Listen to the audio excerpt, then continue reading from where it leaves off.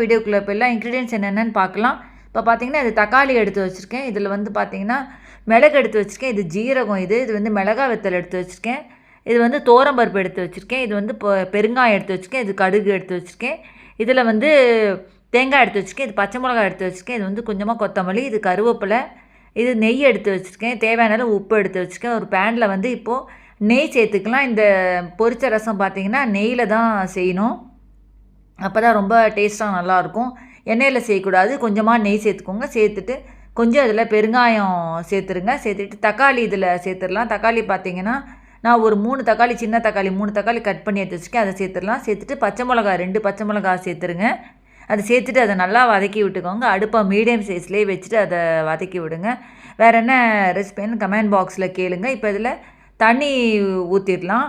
இப்போ 2 கிளாஸ் தண்ணி ஊற்றிடலாம். அதில் உப்பு போட்டுட்டு 2 கிளாஸ் தண்ணி ஊற்றி அதை அப்படியே நல்லா